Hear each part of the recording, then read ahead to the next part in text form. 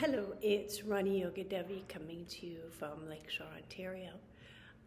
Today I'm going to do a follow-up on the sciatica exercises and low back exercises. So what I'm going to start with today is the low back exercises that are very important. You need to really make sure that your back is strong so that the sciatic nerve isn't taking on too much and you can reduce your sciatic pain. That's one of the ways to reduce your sciatic pain. And then next week we will do the actual hip exercises that help to alleviate the problems with sciatica. We've actually covered a lot of them in the warm-up, but to do them individually and to teach them individually is important as well. And there's a few more others I'd like to add. So without any further ado, I'm going to get into the baby cobra and the cobra. And I feel those are really the most important yogic exercises to do. I'm going to do them again in better light. Wanted to do this earlier today, but didn't get a chance. It was a very busy day. So it's a little bit dark, but follow the sequences and you'll be able to get a lot out of it. And then I'll do it again in a brighter condition so you can see it as well. So watch it through before you actually do it, and then do it, having listened to it, knowing exactly what's coming. That always works a lot better when you're working with any sort of video tutelage of something that you're physically doing. So let's go. I'm gonna put myself back onto my yoga mat. I have a little candle going to try and make it a little bit brighter. Don't know if it helps if I put it in front of me. Yeah, a little bit it does. I think it does. Tiny little bit. I'm gonna put it on that side so it's easier. Put my head this way on the yoga mat.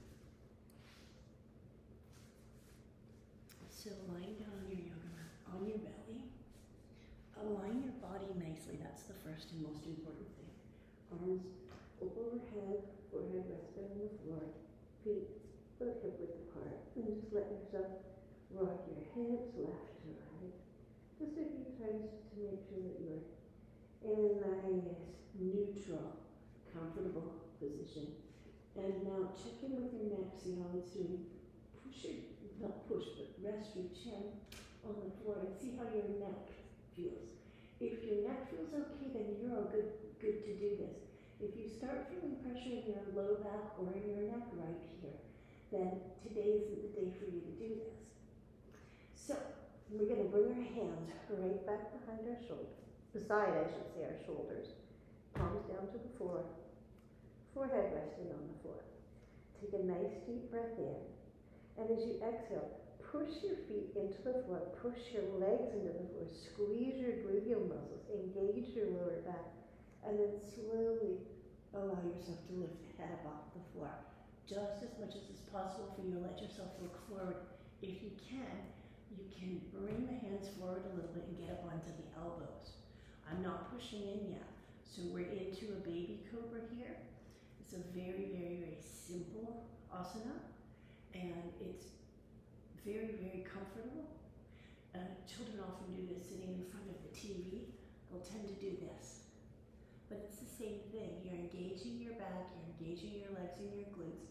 It's very healthy for you to sit in this position. So as long as you're not too close to the TV, you're fine.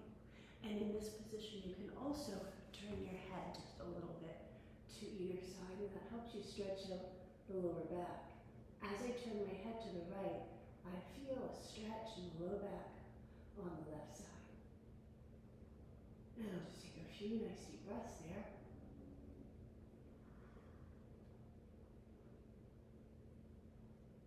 And exhale back to the center. Nice deep breath in, lengthen through the spine. Exhale, look over the left shoulder. Close the eyes.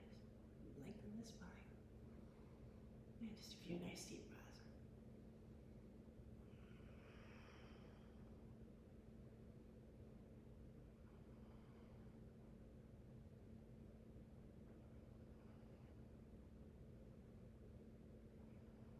And I'm feeling that stretch on the left side. Not on the left side, but on the right side. But I'm feeling some contraction on the left side. So my left side of my back is just a little bit tight. So we're going to exhale back down again. And we're just going to rest for a moment. Forehead rests on the forearms, or in this case on my hands. And just let go a little bit. Because there's some tension in my hip, I want to get some of that out. So I'm going to bring left knee up and walk over. And let my head rest between my forearm and my upper arm. And just relax as much as possible. You'll get a stretch through the whole right side of the body as well as through the hip on the bent leg. A few nice deep breaths.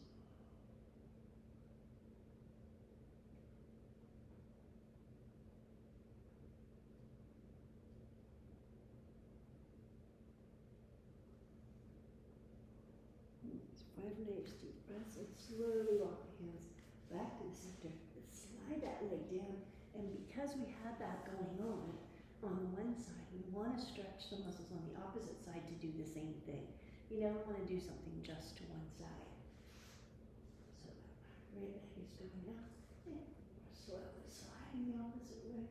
Let your head rest, and just let yourself go into that position. Relax the inner thigh. On the right leg, relax. The left side of the body, right up into the upper arm, underarm area, the forearm and the upper arm. Relax the hands as well. Do nice deep breaths here.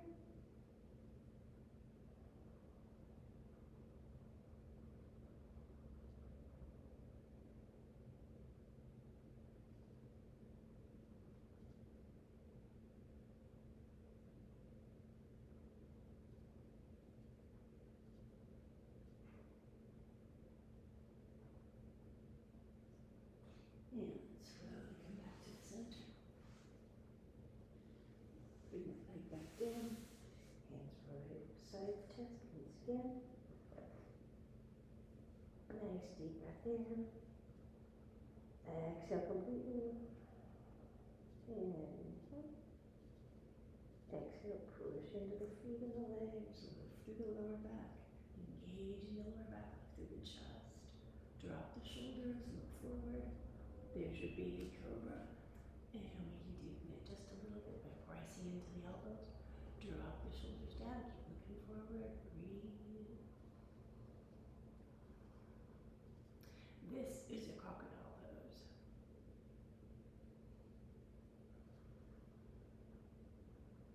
Crocodile pose is a very nice posture.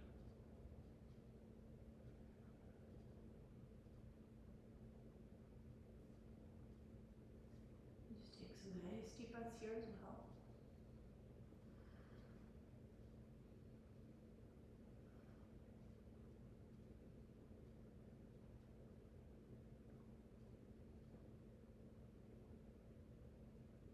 Exhale down. This time we're going to go a little bit further. Nice deep breath in. Exhale, push the feet out of the floor, engage the legs, lower back. This time we're going to go up a little higher, drop the shoulders. And you're looking forward, but now you're looking a little bit upward. A few nice deep breaths.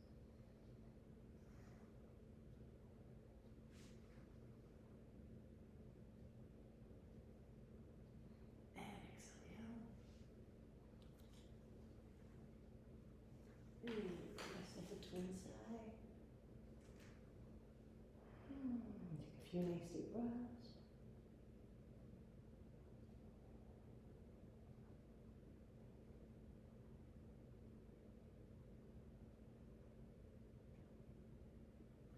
And head to the opposite side. A few nice deep breaths.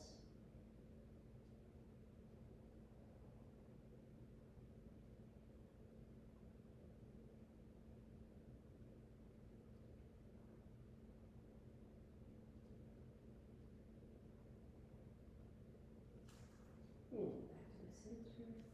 Place the hands underneath the chest. Push up. And bring your knees in a little bit. And come a little bit farther forward. So I'm in a nice table position. Bring the hips back. And look forward. Rest on either the floor or on your arms. Most people, this is what's available to them. Putting the hands on the arms. You want to feel a nice stretch to the back. But you don't want to feel any strain. Any strain, you could use a pillow, either underneath of your head or underneath of your buttocks, between your shin, the calves I should say, and your, between your calves and your thigh, back of your thigh. That would bring you up a little higher so that you wouldn't be overstretching if your body's not ready. Mine's okay with this. And if you'd like, you can push your hands into the floor, round the back out just a little bit. Two nice deep breaths and then release down. And if you'd like, you can put the hands right beside your feet and rest.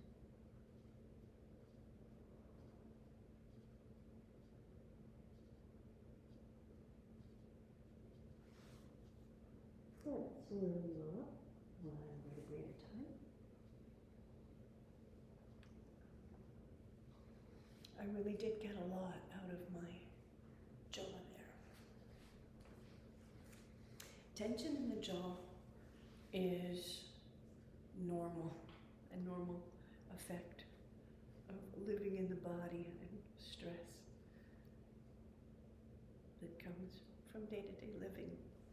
So this will get anything moving in your abdomen. So I don't suggest doing this right after eating. I don't suggest doing this when you're very hungry either, just only thinking about getting your next meal into you. The best time to do this is really, geez, I've got a little bit of hiccups going on. I'll have to have a little bit of water.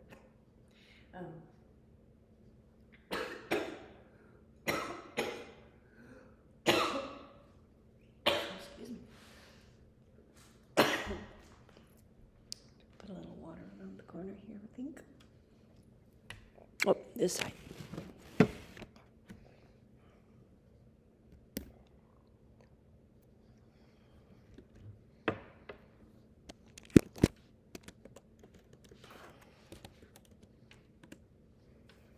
Okay, so